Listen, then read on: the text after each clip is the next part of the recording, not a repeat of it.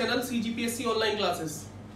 मैं अंकुर खंडेलवाल, आपका दोस्त, एक बार फिर आपके सामने हाजिर हूँ। दोस्तों, ACF रेंजर के पेपर के लिए हम फिजिक्स पढ़ेंगे अपनी इस वाली सीरीज में। दोस्तों, ACF रेंजर के सिलेबस में फिजिक्स का जो स्कोप है वो काफी बड़ा है, काफी अच्छा सिलेबस है, उसका काफी बड़ा सिलेबस है। बट हम कोशिश करेंगे कि हम उसे जल्दी से जल्दी खत्म करें ताकि आप पेपर की तैयारी के लिए आपको पर्याप्त समय मिले। तो दोस्तों, जैसा कि हमने प्रीवियस ईयर पेपर क्वेश्चंस देखे थे, उसमें जो आपका रिन्यूएबल सोर्सेस ऑफ एनर्जी या कन्वेंशनल सोर्सेस ऑफ एनर्जी वाले क्वेश्चंस हैं, वो एक आध क्वेश्चंस हैं। उस टॉपिक को मैं लास्ट में कवर करूंगा क्योंकि वो टॉपिक थ्योरेटिकल टॉपिक है, उसमें समझने का ऐसा कुछ है नहीं। मैं आपके सिलेबस की स्टार्टिंग जो करूंगा वो करूंगा ऑप्टिक्स से। तो दोस्तों, शुरू करते हैं अपना वीडियो। आई होप आपको मेरी वीडियो अच्छी लगेगी। अगर अच्छी लगेगा तो प्लीज हमारे चैनल को सब्सक्राइब करिएगा। दोस्तों, ऑप्टिक्स क्या है? ऑप्टिक्स वो ब्रांच है फिजिक्स की जिसमें हम लाइट यानी प्रकाश के बारे में पढ़ते हैं। दोस्तों, जो मैं पढ़ाऊंगा उसको आप प्लीज नोट डाउन कर लें क्योंकि जो क्वेश्चंस हैं ऑब्जेक्टिव टाइप क्वेश्चंस हैं और सीधे tick mark the correct answers या फॉर्मूला बेस्ड क्वेश्चंस होंगे। तो बेटर है कि आप नोट्स एक प्रिपेयर कर लें और उससे क्या होगा, आपको जो है रिवीजन करने में आसानी होगी। तो दोस्तों, सबसे पहले जो हमारा टॉपिक है वो है ऑप्टिक्स, जिसको हम पढ़ेंगे आज। ऑप्टिक्स क्या है दोस्तों? अभी जैसे मैंने बताया कि फिजिक्स की वो ब्रांच जो प्रकाश यानी लाइट के स्टडी करती हो। The branch of physics which deals with the study of light. तो लिख लीजिए इस चीज को, द ब्रांच ऑफ फिजिक्स या science which deals with the study of light. ये दोस्तों डेफिनेशन है ऑप्टिक्स की। अब इसमें दोस्तों लाइट क्या है? प्रकाश। हम सब जानते हैं लाइट मतलब प्रकाश, लेकिन अगर इसकी डेफिनेशन की हम बात करें तो लाइट क्या है? लाइट एक ऐसी इलेक्ट्रोमैग्नेटिक वेव है जो 3800 एंगस्ट्रॉम से 7600 एंगस्ट्रॉम की वेवलेंथ के बीच में लाई करती है। तो लाइट की अगर डेफिनेशन की बात करें दोस्तों, तो वो हो गई आपकी the electromagnetic wave whose wavelength lies in the range of 3800 angstrom to 7600 angstrom। 1 angstrom दोस्तों होता है 10⁻⁻10 मीटर। ये भी दोस्तों आ सकता है 1 एंगस्ट्रॉम में कितने मीटर होते हैं, तो 10⁻⁻10 1 एंगस्ट्रॉम में होता है। इसको अगर नैनोमीटर में लिखेंगे तो 380 नैनोमीटर से 760 नैनोमीटर। तो दोस्तों, ये एक अलग अलग बुक्स में अलग अलग तरीके का फिगर है, लेकिन ये एक रफ आइडिया है कि यही फिगर आपका रहता है। तो लाइट की डेफिनेशन हम लिखते हैं, तो वो क्या होगी? Light is an EM wave whose wavelength lies in the range of 38 angstrom to 7600 angstrom।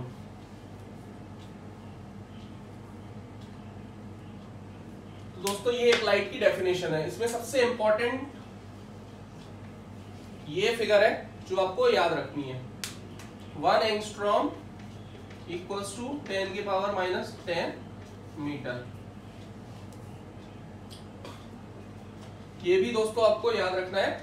आप दोस्तों नोट्स बना लीजिए, आप लिख लीजिए इन चीजों को। अब ये तो दोस्तों सिंपल लाइट क्या है, ऑप्टिक्स क्या है। अब जो हम टॉपिक हमें पढ़ने हैं वो है reflection, refraction and total internal reflection. ये दोस्तों 3 टॉपिक हैं जो हमें इस ऑप्टिक्स में मोस्टली कवर करने हैं। ये तीनों टॉपिक रे ऑप्टिक्स की कैटेगरी में आते हैं। अब ये रे ऑप्टिक्स का मतलब क्या है? ऑप्टिक्स को हम 2 तरीके से विभाजित करते हैं, डिवाइड करते हैं। पहला है रे ऑप्टिक्स, दूसरा है वेव ऑप्टिक्स। तो दोस्तों रे ऑप्टिक्स और वेव ऑप्टिक्स 2 ऑप्टिक्स की फर्दर डिवीजन किया गया है, जिसमें रे ऑप्टिक्स के अंदर इस तरीके reflection, refraction and total internal reflection type के टॉपिक्स हैं। वेव ऑप्टिक्स में जो टॉपिक्स हैं वो है डिफ्रैक्शन,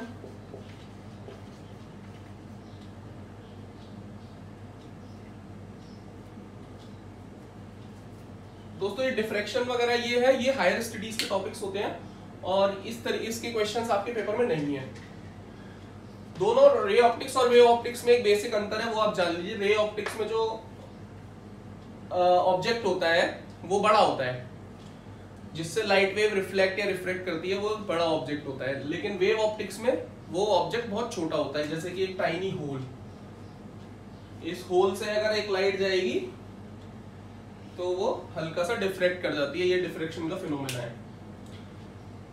लाइट दोस्तों स्ट्रेट लाइन में ट्रेवल करती है, ये हमने सबने पढ़ा है, लेकिन ऐसा सच नहीं है। वेव ऑप्टिक्स में हम ये चीज समझते हैं कि light seems to travel in straight line. तो दोस्तों सबसे पहले हम टॉपिक की बात करते हैं रिफ्लेक्शन की।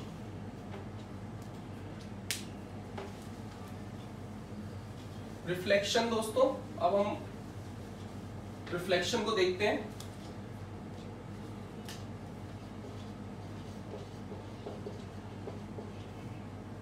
रिफ्लेक्शन क्या है दोस्तों?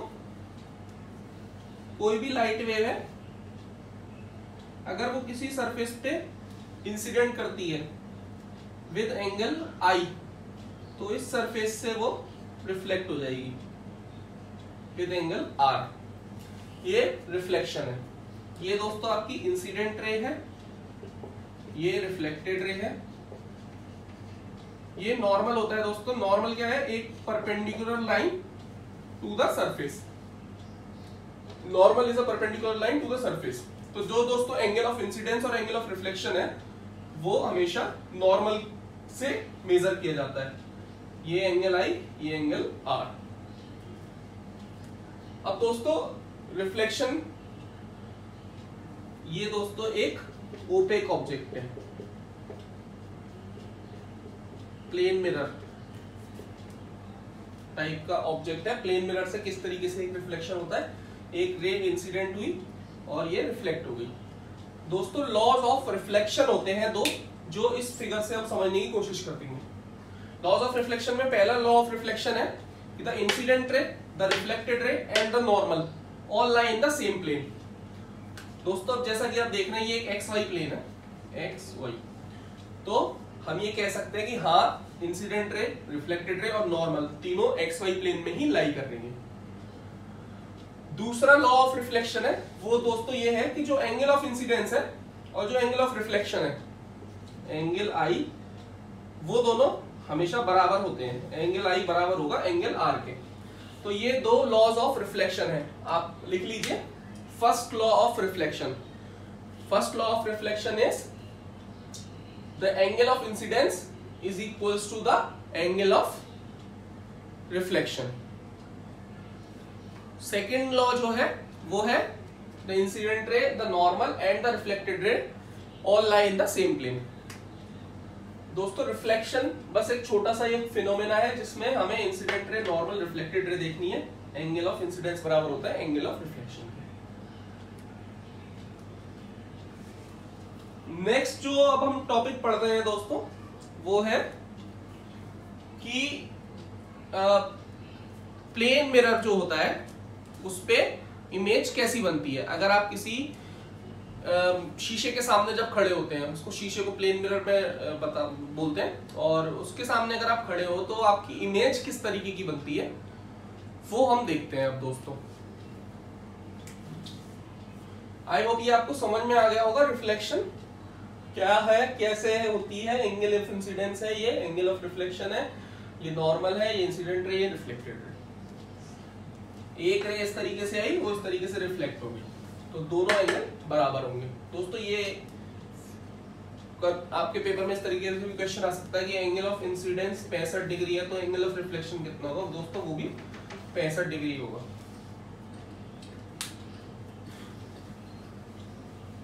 तो दोस्तों आप जब शीशे के सामने खड़े होते हैं तो आपको अपना सीधा हाथ उल्टा दिखाई देता होगा। अगर मैं किसी मिरर के सामने खड़ा हुआ हूं और अगर मैं ऐसे पॉइंट आउट करता हूं तो ये मेरे लिए राइट हैंड है, लेकिन अगर आप मिरर के लिए देखोगे तो ये लेफ्ट हैंड की तरह ट्रीट होगा। तो इसको हम बोलते हैं दोस्तों laterally inverted image. Laterally inverted image. तो प्रॉपर्टीज है दोस्तों प्लेन मिरर की जो इजीली आपको समझ में आ जाएंगी। तो पहली प्रॉपर्टी है दोस्तों, जो प्लेन मिरर है उसकी जो इमेज बनती है, इमेज इज ऑलवेज, पहली प्रॉपर्टी क्या है?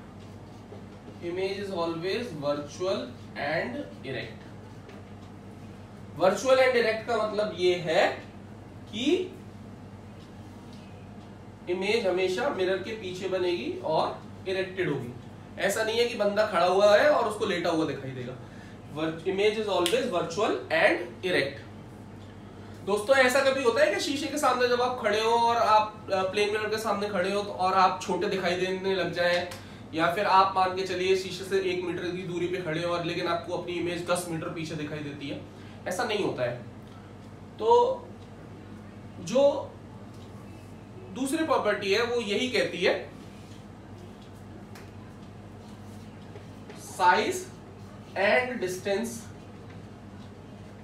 Of the image is equal to object. यानी कि अगर कोई बंदा 5 मीटर का है तो प्लेन मिरर में उसकी हाइट 5 मीटर ही होगी, और अगर वो 2 मीटर की दूरी पे खड़ा हुआ है तो पीछे भी 2 मीटर की दूरी पे ही इमेज बनेगी। तो size and distance of the image is equals to object. ठीक है दोस्तों, ये हमारी दूसरी प्रॉपर्टी है। तीसरी जो प्रॉपर्टी है दोस्तों वो मैंने अभी आपको बताई। ये फर्स्ट प्रॉपर्टी, ये सेकंड प्रॉपर्टी, और जो थर्ड प्रॉपर्टी है वो है image is always laterally inverted. दोस्तों ये तीनों प्रॉपर्टीज आपको अच्छे से पता होनी चाहिए। क्वेश्चन पेपर में सीधे सीधे आपके सामने इनमें से कोई एक ऑप्शन दे दिया जाएगा और पूछेगा इनमें से सही कौन सा है। तो शीशे के सामने की इमेज हमेशा वर्चुअल इरेक्ट होगी, लेटरली इन्वर्टेड होगी, और साइज और डिस्टेंस ऑब्जेक्ट के बराबर होगा। तो ये प्लेन मिरर में किस तरीके से इमेज बनती है उसका आपको बता दिया है मैंने।